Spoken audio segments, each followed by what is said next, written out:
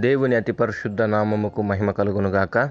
ఈ క్రీస్తు పరిచర్య అనేటువంటి యూట్యూబ్ మాధ్యమము నుండి వెలువడుతున్న అనుదిన దేవుని వాగ్దానాన్ని వింటున్నటువంటి క్రీస్తు పరిచర్య అనుచరులకును విశ్వాసులకును యావత్ ప్రపంచానికి ఈ దినపు నా శుభాభివందనాలు తెలియజేస్తుంటున్నాను. ప్రియ దేవుని బిడ్డలారా, మీరందరూ కూడా సురక్షితముగాను ఆరోగ్యముగాను సంతోషముగాను ఉన్నారని నేను నమ్ముతున్నాను.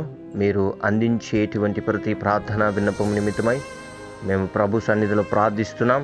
దేవుడు ఖచ్చితంగా మీ పరిస్థితులన్నిటినీ చక్కబరిచి సమస్త దుర్నీతి నుండి మిమ్మల్ని విడిపించి భద్రపరిచి పవిత్రపరిచి ఆయన రాకడలోకి మనమందరం ఎత్తబడులాగున దేవుడు మనకందరికీ సహాయం అనుగ్రహించి నడిపించి కాపాడునుగాక. ఆమెన్.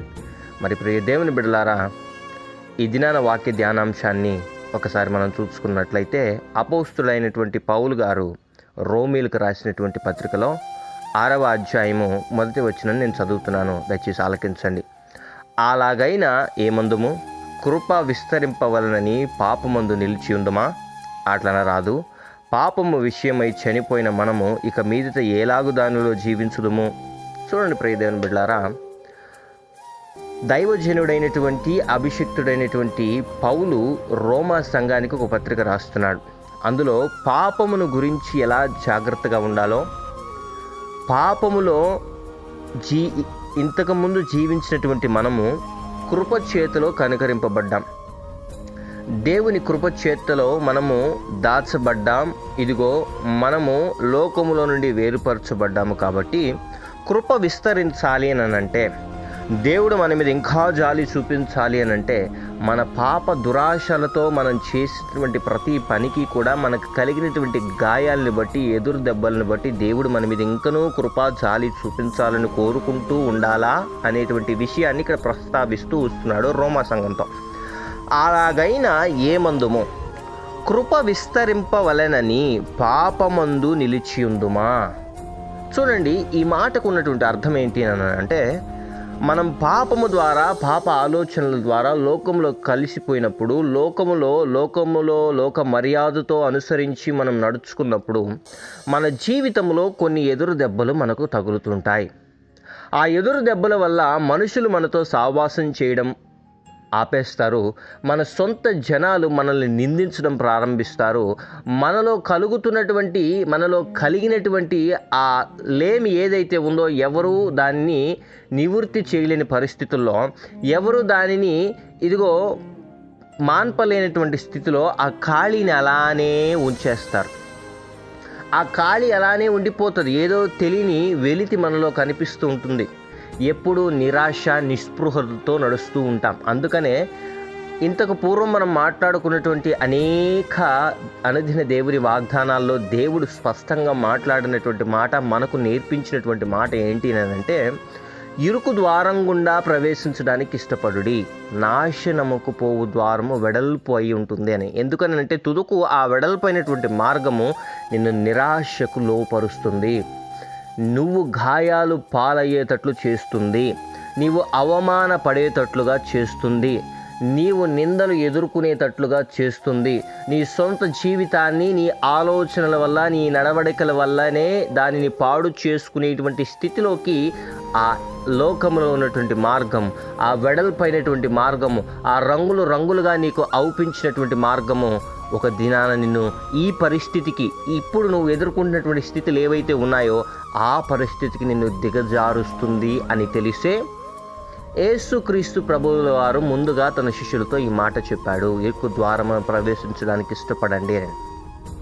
అంటే ఇప్పుడు నీకు ఎదురు దెబ్బలు తగిలాయి, నీ సొంత ఆలోచనల వల్ల, లేదా ప్రభువుని సొంత రక్షకుడుగా అంగీకరించిన తరువాత కూడా పాపముతో రాసి పడేటువంటి స్వభావము నీలో ఇంకా చచ్చిపోలేదు. పాపముతో రాసిపడి, పాపముతో మమేకమయ్యి, పాప ఆలోచనలతో పవిత్రమైనటువంటి నీ దేహం ఏదైతే ఉందో, దేవుని సన్నిధిలో నిలబడవలసినటువంటి నీ ఆత్మ ఏదైతే ఉందో, ఏ ఆత్మనైతే దేవుడు నీలో వెలిగించాడో, ఇహ లోకపు ఆశల చేత నువ్వు దాన్ని ఆర్పివేసినటువంటి స్థితి అయితే ఒక దినాన నువ్వు ఒంటరిగా నిలబడేటువంటి స్థితికి వస్తావు. ఎందుకనంటే రంగురంగులుగా వైభోగాలు నీకు ఇప్పుడు కనబడినను ఒక దినాన అవి నీ పతనానికే దారి తీస్తాయని పరిశుద్ధ గ్రంథం ఎప్పుడో సెలవించింది. మరి అలా నువ్వు ఒంటరైనప్పుడు నిన్ను మనుషులు చూడరు. నువ్వు ఒంటరైనప్పుడు నీ తల్లిదండ్రులు నిన్ను పట్టించుకోరు, నీ తల్లిదండ్రులు నిన్ను అసహించడం ప్రారంభిస్తారు, నీ తోటి స్నేహితులు నిన్ను విడిచిపెట్టడం ప్రారంభిస్తారు. నీ దగ్గర డబ్బు ముందు ఆ మార్గంలో ప్రవేశిస్తుంటున్నప్పుడు అధికంగా ఉండొచ్చు, తుదకు క్రమక్రమేణా నీ ఆరోగ్యము, నీ ఆర్థిక స్థితి, నీ పరిస్థితులన్నీ క్షీణించిపోవడం ప్రారంభిస్తాయి. తుదకు ఒక దినాన నువ్వు ఒంటరయ్యేటువంటి స్థితిలోకి ఆ మార్గం నేను నడిపిస్తుంది. నడిపించినప్పుడు నేను ఏ ఒక్కరూ చూచినను చూడకపోయినను ప్రభువు గమనిస్తుంటాడు. ఆ స్థితులలో కూడా నీ ప్రాణము ఈ లోకములో కలిసిపోకుండా లోపల నాటబడిన ఆత్మ ఏదైతే ఉందో అది పరిశుద్ధుడైనటువంటి దేవుని సన్నిధిలో నిలబడాలి కనుక దానిని ఇహలోక మరణము అంటకుండా పైకి తీసుకువెళ్ళాలనేది ప్రభు ఆలోచన. కానీ నీ సొంత ఐడియాల వల్ల నువ్వు తీసుకున్న నిర్ణయాల వల్ల దానికి గాయాలు కలిగాయి. దాన్ని మాన్పడానికి ఆయన వస్తాడు. అందుకనే పౌలు అంటున్నాడు, దేవుడు మన మీద ఎక్కువ కృప చూపించాలని, ఎక్కువ కనికరం చూపించాలని ఇంకనూ అలానే పాపంలో నిలిచి ఉందుమా? అట్లన రాదు. పాపము విషయమై చనిపోయిన మనము ఇక మీదట ఏలాగు దానిలో జీవించుదము? ఒకసారి పాపము విషయమై చనిపోయినటువంటి నీవు, రక్షణ బాప్తిస్మ మార్గమును పొందుకున్నటువంటి నీవు, క్రీస్తును సొంత రక్షకునిగా నీ దేవునిగా అంగీకరించి ముందుకు కొనసాగుతున్నటువంటి నీవు, ఇదిగో పరిశుద్ధాత్మతో సహవాసము, పరిశుద్ధాత్మలో పాలిభాగస్తులు కలిగి జీవించాలని, ప్రార్థనలోను వాక్యములోను ప్రభు సన్నిధిలోను ఎడతెగగా నడవాలని నీ శరీరము, నీ ఆత్మ నిన్ను ఒకవైపుకు లాగుతున్నాను, నీ శరీరము ఇంకొక వైపు లోకముకు లాగుతున్నాను. నీవు దేనికి ప్రియారిటీ ఇస్తున్నావు? ఇది నాన్న అధికంగా కృప పొందుకోవాలంటే మనం పాపములో ఉంటే మనకి ఎదురు దెబ్బలు తగులుతాయి, మనల్ని ఎవరు పట్టించుకోరు. ఆ దినాన యేసయ్యా అనంటే దేవుడు ఖచ్చితంగా కనికరిస్తాడు, ఎక్కువగా మన మీద కృప చూపిస్తాడని మనం ఇంకా పాపంలోనే నిలిచి ఉందుమా? లేదా దేవుడు అనుగ్రహించిన ఈ పవిత్ర ఆత్మ, లోపల నాటబడిన ఆత్మ ఏదైతే ఉందో అది దేవుని ఎదుట నిర్దోషముగాను నిష్కళంకముగాను నిలబడాలి గనుక పాపంతో మనం రాశి పడకుండా పాపాన్ని చంపేటువంటి క్రైస్తవులుగా ఉన్నామా? ఈ దినాన వాక్యంలో పౌలు రోమా సంఘంతో ఇలానే మాట్లాడుతున్నాడు. ప్రియ దేవుని బిడ్డలారా, చూడండి 2వ వచనంలో, అట్లనరాదు, పాపము విషయమై చనిపోయిన మనము ఇక మీదట మనము ఎలాగు దానిలో జీవించుదుము అని అడుగుచు క్రీస్తు యేసులోనికి బాప్తిస్మము పొందిన మనమందరము ఆయన మరణములోనికి బాప్తిస్మము పొందితమని మీరు ఎరుగరా? చూడండి ప్రియ దేవుని బిడ్డలారా, క్రీస్తు నామం పేరిట బాప్తిస్మం పొందినటువంటి నీవు, యేసు క్రీస్తు మరణములలో కూడా మనం పాలిభాగస్తులై జీవించాం. అంటే ఆయన మరణంలో కూడా మనము దానిని అంగీకరిస్తున్నాం. మన కోసం మరణించాడు ఆయన, మన కోసం తిరిగి లేచాడు ఆయన, మన కోసం గాయాలు అనుభవించాడు, మన కోసం అవమానం అనిపించాడు అని అన్నిటిలో కూడా మనం అన్ని విషయాల్ని ఎరిగి అందులో పాలిభాగస్తులు, ప్రభు బల్లారాధనలు, ఆయన శరీరం, ఆయన రక్తము తీసుకుంటున్నప్పుడు ఆయన మరణంలో నీకు తెలియకుండా ఏదైనా జరిగిందా? లేదా నువ్వు గ్రహించలేనిటువంటి స్థితిలో ఆయన మరణించాడా? ఎన్ని సంవత్సరములు గుండా యేసు క్రీస్తు ప్రభువారు నీ కోసం మరణించాడన్నటువంటి విషయాన్ని నువ్వు వింటున్నావు. ఎన్ని సంవత్సరములు గుండా యేసు క్రీస్తు ప్రభువారి యొక్క శరీరంలో, రక్తంలో నువ్వు పాలిభాగస్తులై జీవిస్తున్నావు. కానీ ఎన్ని సంవత్సరాలు గుండా ఎన్ని తెలిసినను కూడా ఇంకనూ అదే పాపపు జీవితంలో నువ్వు జీవించడానికి ఇష్టపడుతున్నావా? చూడండి ప్రియ దేవుని బిడ్డలారా, కాబట్టి తండ్రి మహిమ వలన క్రీస్తు మృతులలో నుండి ఎలాగూ లేపబడినో అలాగే మనము నూతన జీవము పొందిన వారమై నడుచుకున్నట్లు మనము బాప్తిస్మము వలన మరణములో పాలు పొందుటకై ఆయనతో కూడా పాతి పెట్టబడితిమి. పౌలు అంటున్నాడు రోమీలకు రాసినటువంటి పత్రికలో, మీరు పాపము వలన మీలో ఉన్నటువంటి ఆ పాప స్వభావం ఏదైతే ఉందో దాన్ని చంపివేయడానికి ఎదుగో బాప్తిస్మం తీసుకున్నారు. ఇక ఆ పాపముతో నేను రాజీ పడననేటువంటి మనసాక్షి కలిగిన వారు బాప్తిస్మం తీసుకున్నారు. యేసు క్రీస్తు ప్రభువారు నా కోసమే మరణించాడు, ఆయన శరీరం నా కోసమే దున్నబడింది, ఆయన రక్తము నా కోసమే కార్చబడింది. ఇదిగో ఈ దినాన నేనంటూ ఉనికిలో ఉన్నానంటే ఆ రక్తం కార్చకపోతే, ఆ మహనీయుడు ఈ భూలోకం మీద రక్తం చిందించకపోతే నేను లేను అనేటువంటి విశ్వాసము ప్రతి క్రైస్తవునిలోనూ కూడా ఉంటుంది. మరి ఇన్ని తెలిసినటువంటి నీవు క్రీస్తు క్రీస్తు మరణము వలన నేను ఈరోజు జీవించాను. ఇదిగో నేను తీసుకున్నటువంటి బాప్తిస్మం ఏదైతే ఉందో ఒక దినాన నా ఆత్మని ఆయన సన్నిధిలో నిలబెడుతుందనేటువంటి ఆలోచన కలిగినటువంటి నీవు మరలా అదే పాప ఆలోచనలతో రాజీ పడేటువంటి స్వభావము ఇంకా నీలో నాటబడి ఉంటే దానికి అనుగుణంగా అడుగులు వేస్తున్నావేమో.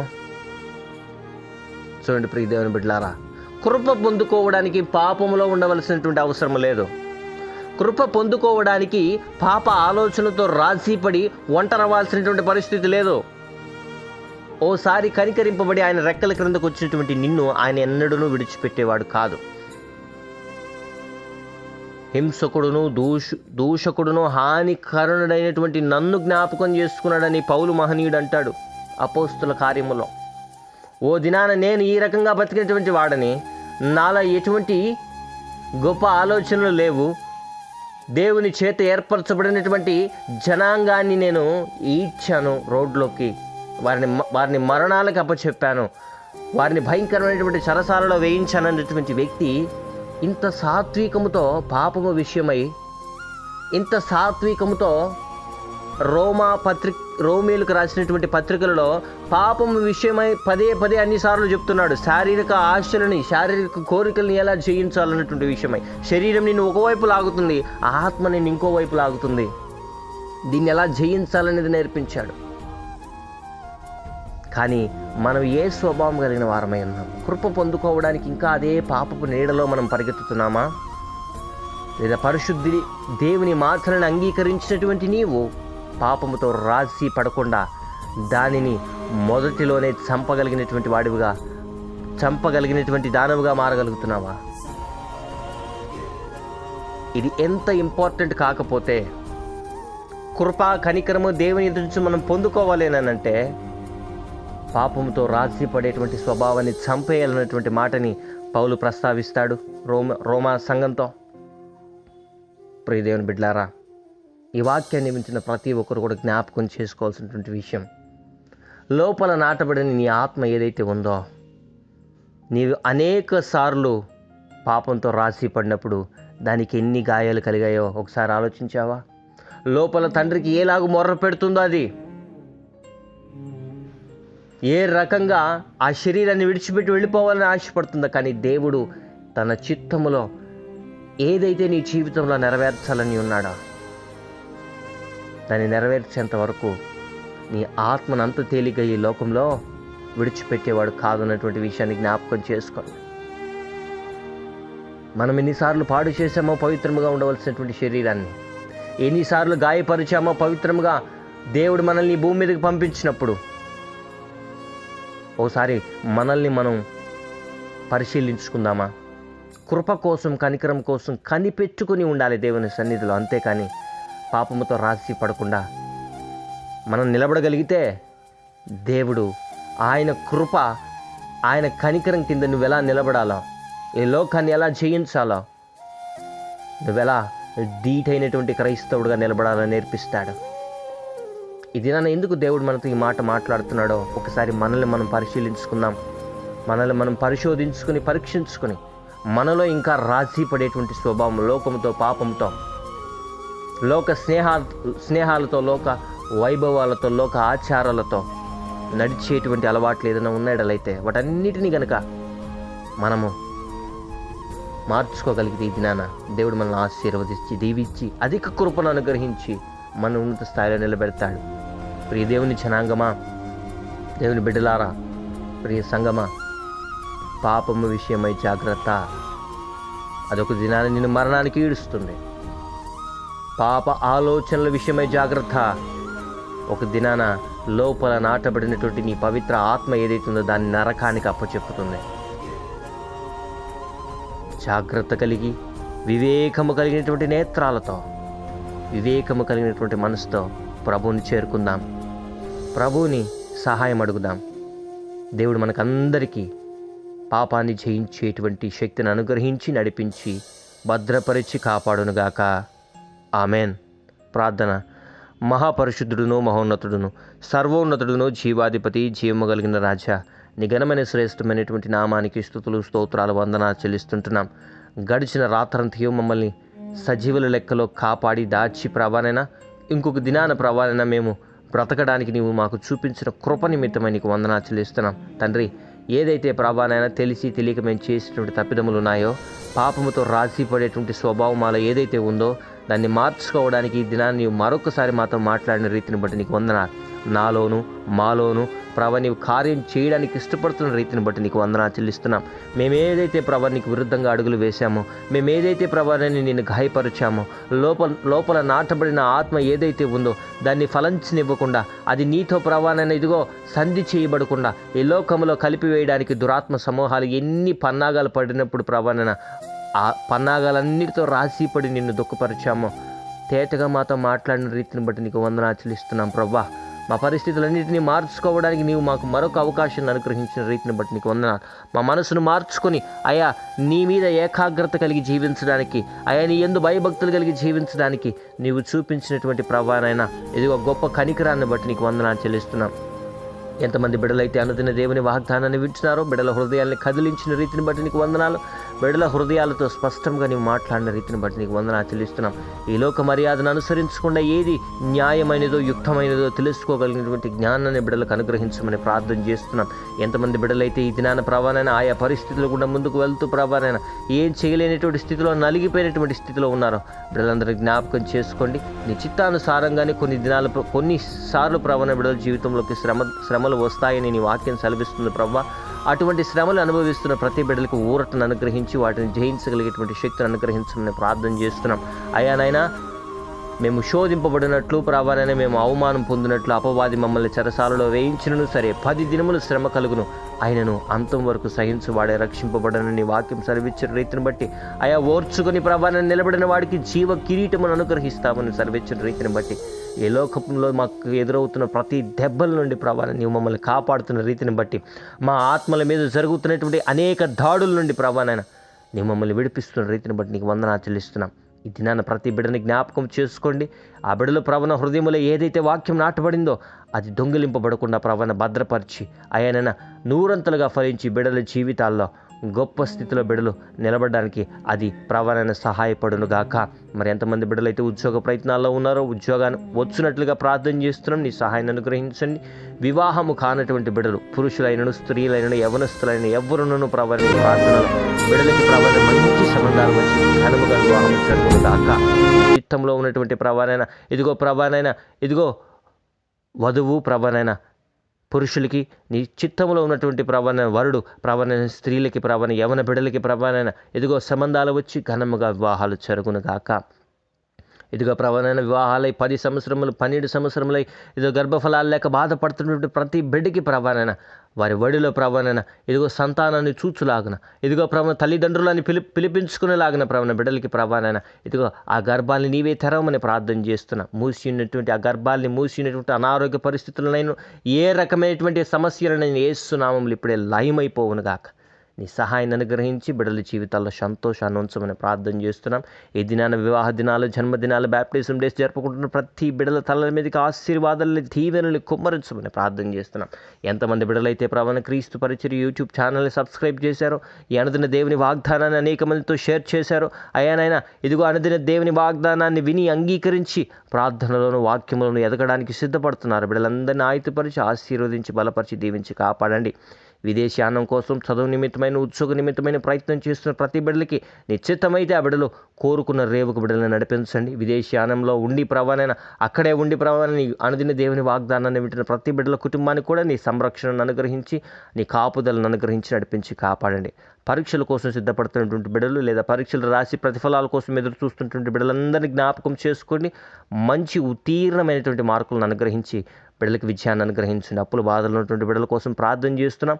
ఆర్థికంగా నలిగిపోయినటువంటి ప్రతి కుటుంబాన్ని జ్ఞాపకం చేసుకోండి. బిడ్డలందరినీ బలపరచమని ప్రార్థన చేస్తున్నాం. ఆర్థికంగా ఆ బిడ్డల జీవితాన్ని పతనం చేసినటువంటి వారి ఆలోచనలు కానివ్వండి, అయ్యా ఏదో పొరపాట్ల వల్ల వారు పడినటువంటి గుంటలో నుండి బిడ్డల్ని లేవనెత్తమని ప్రార్థన చేస్తున్నాం. నీ సహాయాన్ని అనుగ్రహించమని ప్రార్థన చేస్తున్నాం.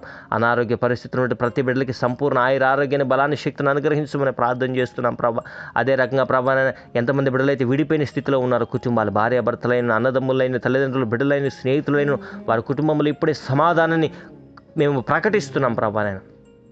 ఆ బిడ్డలు తిరిగి కలుసుకున్నట్లుగా నీ సహాయాన్ని అనుగ్రహించమని, ఈ దిన దీవులతో ప్రతి బిడ్డల్ని నింపి నడిపించమని, ఎటువంటి అనారోగ్య పరిస్థితులు బిడ్డల కుటుంబాలను, ఎటువంటి ఆపదలు బిడ్డల కుటుంబాలను, ఎటువంటి హృదయం బద్దలయ్యేటువంటి పరిస్థితులు బిడ్డలకు గురి కాకుండా నీ సహాయాన్ని అనుగ్రహించమని, స్తుతి ఘనత మహిమ ప్రభావాలు నీకే ఆరోపిస్తూ యేసయ్య అతి పరిశుద్ధమైనటువంటి నామమున ఈ ప్రార్థన విన్నపములు అడిగి పొందుకుని ఉన్న మా ప్రియ పరలోకపు తండ్రి. Amen, amen, amen. Praise the Lord. May God bless you all.